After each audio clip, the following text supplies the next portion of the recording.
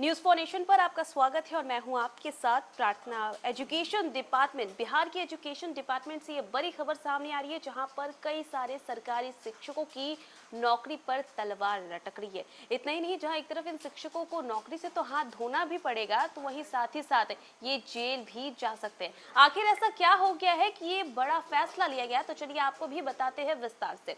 दरअसल आपको बताएं तो फर्जी नियोजित शिक्षकों को लेकर के ये बड़ा फैसला लिया गया है, जहां पर अब इनकी नौकरी तो जाएगी ही, साथ ही इन्हें जेल भी जाना पड़ सकता है। बिहार में फर्जी नियोजित शिक्षकों को लेकर के विभाग एक्शन मोड में है। निगरानी अन्वेषण ब्यूरो की ओर से लगातार जांच की जा रही है। जांच में फर्जी पाए गए शिक्षकों के खिलाफ अब कार्रवाई की तैयारी है। इन शिक्षकों की नौकरी जा सकती है और इसके साथ ही उन्हें जेल भी भेजा जा सकता है।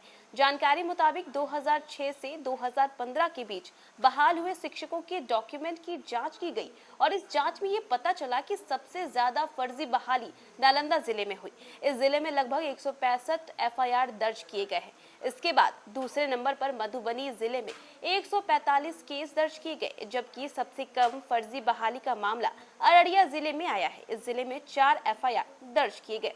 सभी फर्जी नियोजित शिक्षकों की लिस्ट शिक्षा विभाग को भेज दी गई है। निगरानी की जांच में ये सामने आई है कि 2953 शिक्षकों को आरोपी बनाया गया है और उन्होंने लगभग 1400 करोड़ रुपए वेतन और मानदेय के रूप में लिया है और ये पैसे भी विभाग शिक्षकों से वसूल करेगा। इसके साथ ही आगे अन्य कार्रवाई भी की जाएगी। जानकारी के मुताबिक शिक्षकों ने गैर मान्यता प्राप्त संस्थानों से डिग्री ली और एक ही डिग्री पर कई जिलों में नौकरी की। दूसरे के रोल नंबर या फिर नाम पर फोटो चिपकाई थी या फिर यूजीसी से मान्यता नहीं रखने वाले प्राइवेट यूनिवर्सिटी की डिग्री, डुप्लीकेट मार्कशीट और सर्टिफिकेट जमा किए। इन्हीं सब मामलों में फर्जी पाए जाने के बाद आगे की कार्रवाई की जा रही है। और देखिए, जहां एक तरफ इनकी नौकरी तो जाएगी ही, वहीं दूसरी ओर इन्हें जेल भी जाना पड़ सकता है।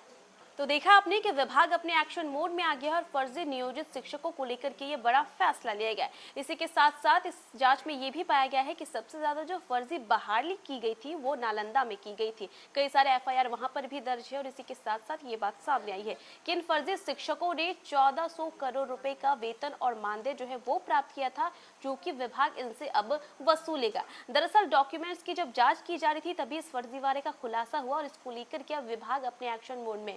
आपको बताएं तो इससे पहले भी विभाग ने कई फर्जी शिक्षकों से जो है वापस नौकरी ले ली थी और इसी के साथ साथ उन्हें दंड भी भरना पड़ा था। और इसी बीच देखिए, अब इन शिक्षकों का नाम भी जो है वो सामने आया है, जहां एक तरफ इनसे सरकार पैसे भी वसूलेगी, इनकी नौकरी भी जाएगी और हो सके तो इन्हें जेल भी जाना पड़े।